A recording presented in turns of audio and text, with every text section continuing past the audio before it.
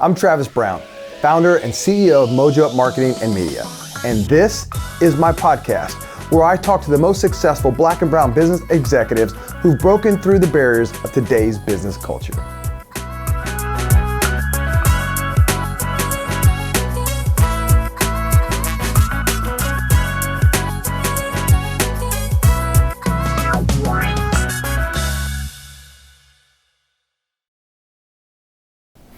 Welcome to Mojo Up Live, the diverse and talented podcast. I'm your host, Travis Brown, and today I got my good friend David Pack. He is an entrepreneur, business owner. I'd almost even call him a preacher, a mentor, but most importantly, a good friend. Thanks for coming on, man. Thank you for having me. Pleasure to be here. You know, I said that in all seriousness. I tell you this, I feel like, you've been a client of ours, I've been a client of yours, but the role, one day I was talking to you on the phone, I had you on speaker walking around the house, and my wife was kind of giving me a look like, who is that? And I'm like, it's David Pack. And I'm like, I got off the call with her and she's like, so what's going on? And I was telling her, I'm like, David is just a calming voice, and the way that he walks you through stuff, unpacks things, it was just so soothing. So I want to tell you that it's been great to have some of your mentorship through our business ownership journey. Thank you. So let's talk about, so you own a company called Trinity Financial Consultants. Yes. So unpack real quick, what do you guys do there? Trinity Financial Consulting, and by the way, I own 3 companies. But Trinity Financial Consulting is my main company, and it's my passion, and it's my gift that God's given to me to be able to help churches and business owners across the country to get access to capital. But it's also for us to sit down and have conversations to say, before we go get capital, how do I make sure that you're successful once you get the capital? Yeah. And you said you're passionate about it. I think that's important because, I love to tell you, I say young people because I'm 46. I feel I'm in the old box now. I tell young people all the time, like, find something that you love, and then go build a business and a career around it. Don't go find something that pays well and try to force yourself to love it. Correct. So I love that you said that. It's my passion. Like, how did you know it was your passion? Funny. My mother has this thing at her house. I was in the 7th grade. In junior achievement, and it's me on the poster saying I wanted to be a businessman, right? So I was good with numbers and worked in commercial banking for 28 years. And after working with probably, 500 different business owners in different organizations, it's something that I truly enjoy, and it's something every time I met with business owners to try to strategize and say, how do we help you overcome, or how do we help you acquire this? I always got a joy trying to figure out a solution to make that happen. So after doing it for 28 years, I decided to leave and created Trinity Financial, which has been able to bless me to start 2 other companies on top of Trinity Financial. And so what are the other 2 companies? Because you're clear on that. What's the other 2 companies? Well, the other 2 companies, we are a home developer. Okay. So one here in Indy, and then just starting one in Cincinnati. Okay, awesome. That's where my wife's from. Got it. So I want to just give some scope to this because I think there are a lot of businesses, and I'm not going to say small businesses, just businesses in general, that when they're trying to figure out financing. And what was interesting is when we were working with you, just helping you with some of your messaging and things, we were talking about this, and then I didn't fully understand it until I was on the other side of it, asking you for your help to try to think about some things. But what I quickly learned was the way that we put our stuff together and package our stuff up, quite frankly, was just sloppy, and we just didn't know all the questions to even know the right answers to put together a good financial package. And that was something that you did. But now I remember in our original conversations, you're like, that's part of the problem that people have. Absolutely. Talk a little bit about when, because we always talk about capital, and businesses want capital. Talk about the process to putting together a good package to go get what you need. I will say this, Travis. In every business, there's a process.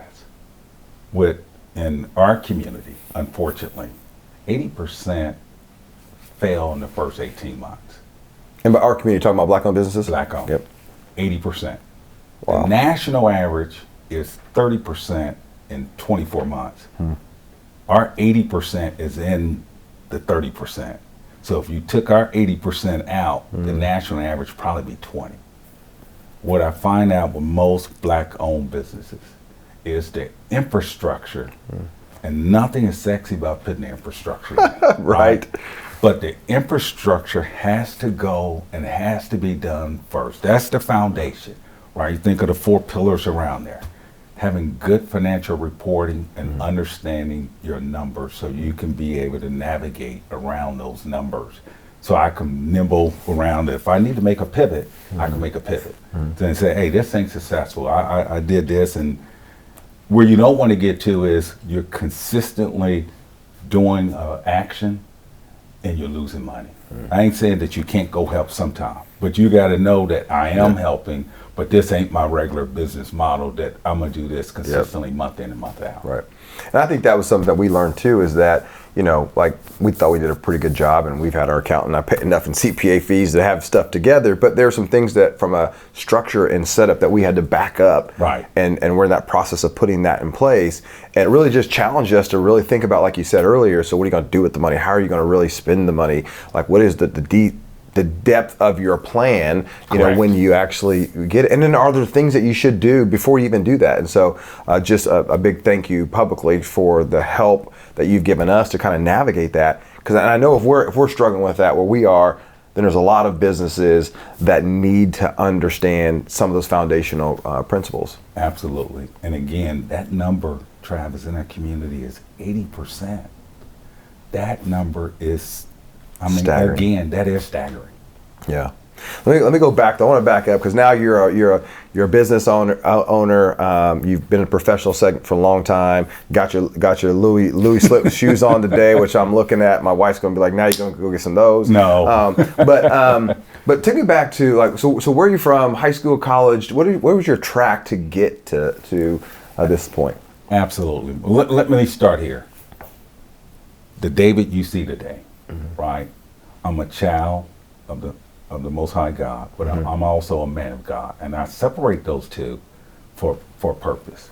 As a man, I'm responsible for certain things: to be a great father, to be a great husband, to be a great business owner, to be a great business community and business owner. Yeah. All of those things. But then as a child, is for me to never get beside myself and become a Saul. And I always, for a long period of time, used to say I'm just a man of God. But when you become just saying you're a man of God, then you start thinking you are equal or higher than God, and that can never ever be the case. So now I say I'm a child of God, just so I can make sure I keep that I'm never higher than Him, and just I can always go to His feet. I love that. He can guide me. I love that. So, but I'm originally from Indianapolis, Indiana. I went to high school here, John Marshall High School, when it was John Marshall. Long time ago. I know that. Close, open. Yeah. But I was part of the original before it closed. I graduated in 1985. I went to Indiana State University. I majored in accounting, and and I didn't want to become a CPA because I didn't want to sit behind a desk on a regular, 8-9 hours a day. That's not who I am. Yeah. I do enjoy being around people, right? So I ended up going into banking, and I spent 28 years. Majority of all those 28 years was on the commercial side. And I will say this for our community. The difference in banking, there's what we call, I'm going to say the consumer side and the commercial side. The consumer side is pretty much where we spend all of our money. We're 1.6 trillion. We used to be 1.3 trillion before the pandemic. Now our spending power is 1.6. But that's mostly all on the consumer side. The wealth generation is on the commercial side. That's where business ownership, that's where real estate, all of that's on the commercial side. So my 28 years has been on that side, and it was something God took me through for me to learn. And for me to learn all kind of different things. Have I experienced some racism and all of that during my 28 years? Yes. Banking, especially on the commercial side, it's probably 2% African American, if it's that much. And then any other races, let's just say it won't be more than 5. 95% is white. Right. So you're going to have to live through that. There's been meetings where I look in a room as bankers, and there's 70 of us in the room. and I'm the only African American male in there, and there may be one African American female in there. But through that all, don't let that get to you. Stay focused, and you continue to tread and pioneer through the way. You know, when I first met you, you were already in this version of you, in the last handful of years. But when you think about this journey, I'm interested in this. What was the failure that had to have you take a couple steps back to regroup and be like, I got to do this differently? Was there a signature failure or just a multitude of different ones, or what was that like? Because I always tell people, like, I'm a product of my failure and learning and growing from it continually, throughout my life. I will say throughout my, and I'm going to give you two. Throughout my 28 years in banking, there's been some incidents that really had me frustrated. I sat in that frustration too long, right? That frustration is only meant for me to grow from and then be able to pivot and move as I go forward. Some of that frustration in those years, and I don't want to say the company I was with that I had some of those, but it actually helped me pivot to a point where when I got ready to leave, it was no looking back. Okay, that was one. So when I left, started Trinity Financial, it was great for me to start. Then when I did start Trinity Financial, and Trinity Financial was God given to me, but God showed me what I was going to do back in 2009. And when did you start it? I started in 2016. Okay. So I created it in November of 15, but I left the bank in April of 2016. But he showed me in 2009 that this is where I need your help. So, and I won't go through that. It's kind of a long story, but just to know that God was already working that path out for me, and he had already walked it. So when I got there, for me to have enough trust with him to say, I'm already walking, son, go on down that beach and go that way.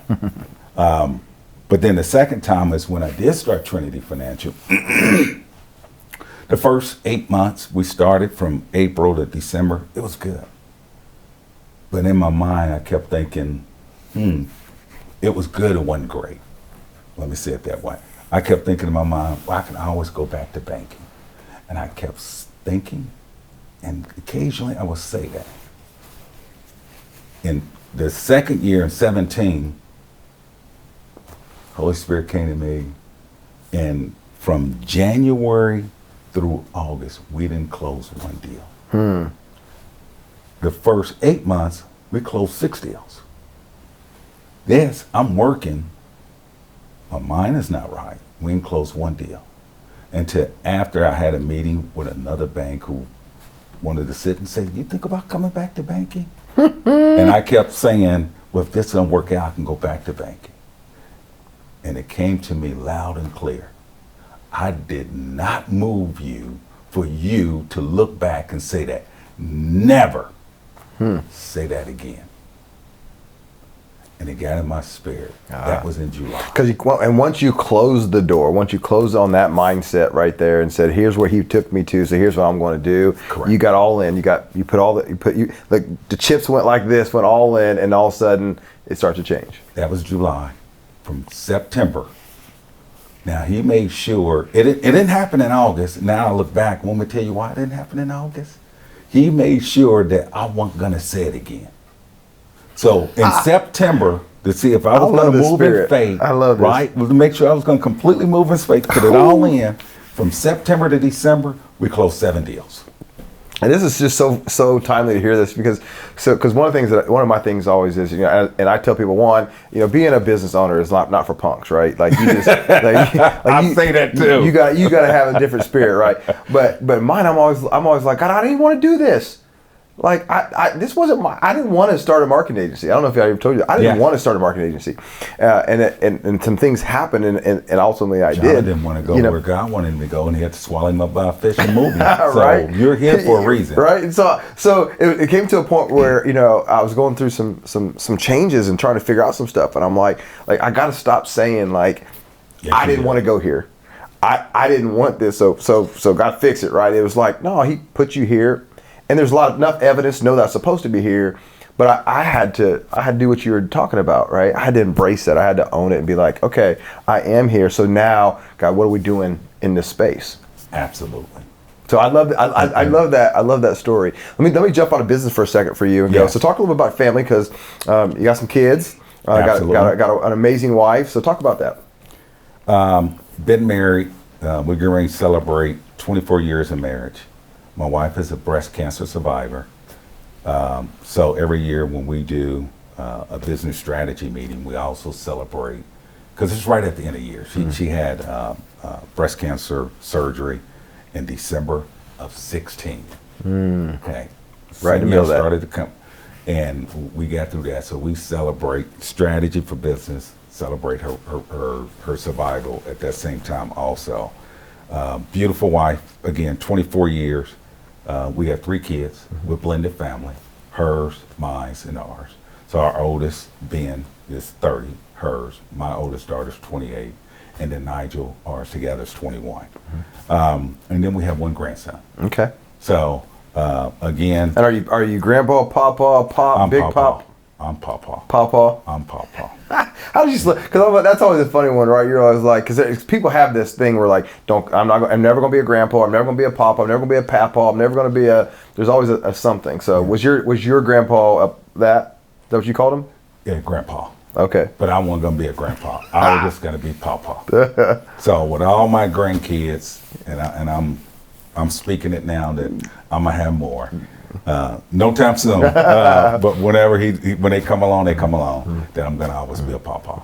Well, one of the ways we got a chance to connect was with your youngest Nigel, Yes. who plays college basketball, and I'm rocking his foundation Impact the Game shirt, and so Yes. this is effectively in the Miami colors, not the K-State colors, and brought out even my orange shoes for you today.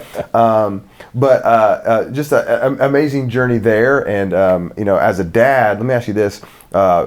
What's it been like to kind of watch your son go through the big stage in high school, almost undervalued at one point in time, then finally kind of on the map, go to college, go through COVID, playing that, and then he kind of went through a national event also through NIL stuff. So what's that journey been like as a dad? What that journey for him is to continue right now to encourage him. As my job is to help him, again, to stay, and for him to learn it at an earlier road than I have learned it, is stay that child of God, but become a man and become responsible. There's been, some things, especially this last year that he went through. It's already tough enough to play college basketball, get your academics, and then also grow to become a man. And then he went through the transfer. And then he went through the NIL. Some things got announced that shouldn't have probably got announced, but they got announced. And then you have to live with that. Yeah. And then that kind of weighed on him. And then was that going to bring some division between him and his new teammates to be able to work through that? And then the weight of him kind of carrying that to say, okay, I got to perform to this level. Yeah. Right. And even if you go to the NBA or NFL or any, when you go back and you look, how many athletes get this big paycheck that is announced? And I got to tell you, there's got to be 30 to 40% never live up to it. Right. Because that's a lot of pressure. Well, he had to adjust to go through that. And my job as a father is how do I help him through that? Yeah. To say, if that wasn't meant for you when it came to you.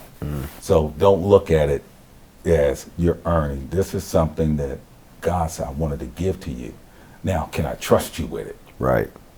Right. You have to learn that piece. Because a 20-something with a lot of cash that's a different. Correct. That's a different thing. Correct. One of the things we talked about early on when talking about NIL, which was a tribute to, and how I spoke about you and Robin, was these college athletes are trying to figure out one, where to go to school, the financial side of all of that, the just the notoriety and pressure if you're playing at basketball at a high level, the Big 12 and ACC.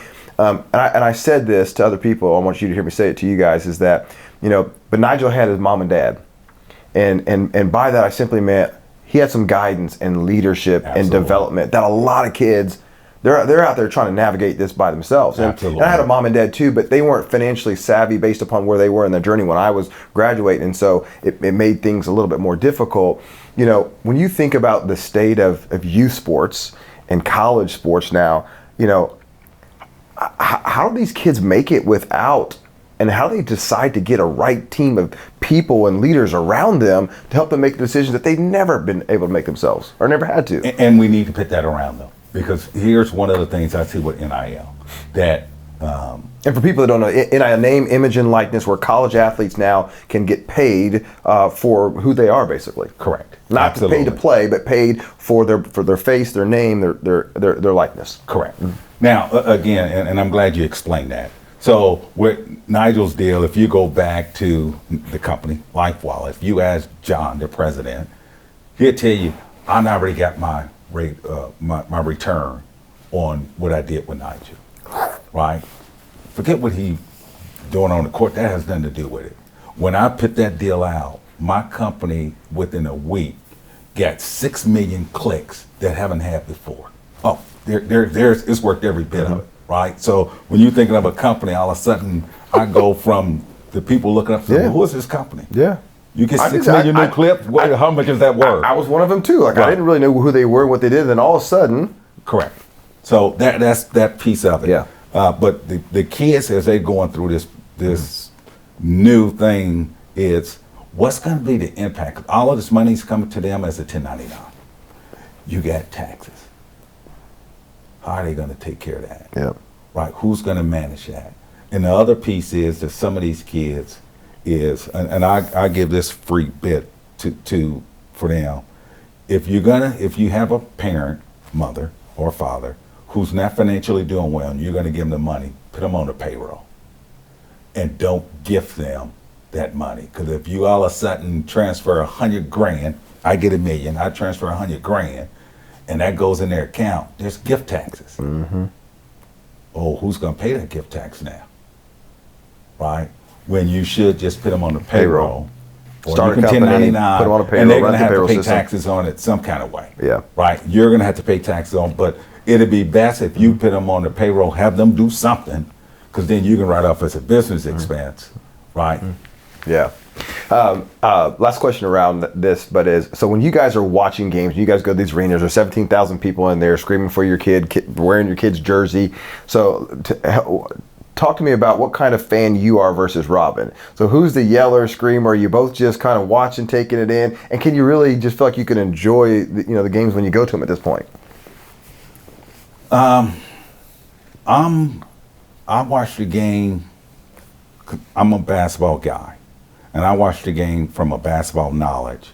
My wife watches it from a mother, and she's gonna emotionally sometimes. Robin's not a big yeller, but emotionally she will get, fans get very disrespectful. as a mother, like, okay, you can say what you want, but don't be disrespectful. And I'm sitting there I hear the disrespect, and I just let it go, and I'm more just focus on what you're going to do on the court and how you're going to perform, and that's more what I'm looking at. So as we traveled around from West Virginia to Iowa State, and Iowa State fans are something different. As we went travel around, even we were just at Duke. Which with the Duke crazies and that arena kind of reminds you of a high school arena. It doesn't look like it's a bucket list one for me, I think. Yeah, and it was for me, and got to enjoy it. But if you pan the camera on me, it's just I'm not going to get too high. I'm not going to get too low, because I know it's just if he had a bad game, it's for him to grow. Right. If he has a good game, it's still for him to grow. Mm-hmm. I saw you guys on TV one day. I took a picture and sent it to you. You guys were both kind of sitting there, but I wondered in the array of all of it. But transition out that one of my last questions for you. So because you live in this financial space, and I feel like you talked about our community, our culture, just doesn't really understand how to take care of finances and create some financial wealth. So talk to us for a couple of minutes just about just your philosophy on how do we change our mindset to get to a point where we can start building some generational wealth? Great question. So I told you before the pandemic, our spending power was 1.3 trillion. The government came in and gave a bunch of money during the pandemic. People got it, businesses got it. I didn't get any, but that's a sore spot. Okay, we'll keep going. All of a sudden, if you go and you look at the African American spending power in 21, it went to 1.6 trillion. That's 300 billion. We spent $300 billion more in consumption. You never get any wealth from consumption. So I would sit and say that, and I also say is probably 85% of us is one paycheck away from being in poverty. We got one job, we got one income. As I'm working through and after shifting the bank and becoming an entrepreneur, I now understand I got multiple sources of income. My earned income, passive income. Earned income is time and energy. Yep. Passive income is I might have just a little time, but I don't really have any energy. And I need to generate some of those. So within Trinity Financial, we got 3 buckets of income to come through Trinity Financial. And then I use some of that money to create a second company. Then I use some of that money to create a third company, right? So, and then I have money that I use so I can live in the promise of God that I should be able to leave an inheritance for my children's children. Kids. Right? So that money has been put to the side that I'm getting from over here as earned income. So now I will sit and say, your job first, and I do this, first 10 go to God. Second 10, and it's really more than 10 now, but when I first started, goes to me. And I invest it. And then when I invest it, I put it away, not just to save, but to create something else. It's going to start as savings, but it's going to create something else. So I would say that that's the biggest thing that first 10 to God, second 10 to you. You want to get to a point where you don't have to live off 80%. If you ask me today, I probably live off 40%. So I'm able to take extra. Now, me and my wife, we do some nice things. We still live in the house we bought in '03, right? So it's some things we do, but it's still some things that I'm not just going to go out and consume. It would be nice, but I would be broke. And the key to that is changing mindset from this consumer mindset to, even to saving and investing and a futuristic mindset. Correct. I'm going to put you on the hot seat now. So I got rapid fire questions here. Okay. These are your favorites. Okay. One word or phrase to answer them. So favorite place to vacation? I haven't been there yet. It's the coolest city you've been to? Houston. That's a first. Favorite homemade meal? My wife cooks a Cajun chicken and shrimp pasta dish. Favorite restaurant you like to frequent? Ruth Chris. Your a brand that you love? Trinity Financial Consulting. So side note, are you a Jordan guy at all? Jordan. I do have some Jordans, but I'm not. What's your favorite shoe number? What are you, ones, threes? Like what? I like my Yeezys. Oh my gosh, man! I can't even believe you said it on this show today. All right, Yeezys. All right. Favorite sports team? Lakers. Ooh, coming to town next week. Favorite college? Miami. Last TV show you guys have watched? There's some Indiana State. I was going to say alma mater and then current day, right? Yeah. Last TV show you guys have watched or binged watched? Me and Robin was watching the series Hannah. Okay. A movie that you feel like everybody should watch? Ooh, that's a good one. I love the Ozark series. Ain't nothing wrong with that. Favorite type of music? Rap. Hype song? God, I can hear it, but I don't know the name of it. With Lil John, I can't. God, I'm sorry, it's Lil John, but I can't tell you the name. That's all right. And a nonprofit you love to support. Big Brothers Big Sisters. I do remember that now. So, last question, Dave. There's going to come a time when you're going to have a number, a dash, a number on that tombstone, and there's going to be a bunch of people talking about you. What do you want them to say about David Pack? Again, child of God, man of God, great father, great husband. And then if the business owner come in or a mentor come in, that's great. But those are my major responsibilities. Man, it's awesome. And you're doing that, and I'm sure there's going to be a lot of people standing around saying how you've impacted their life, me being one of those. So thank you for all of your mentorship and stopping by today to have this chat. But you get to officially close it out. That's a wrap.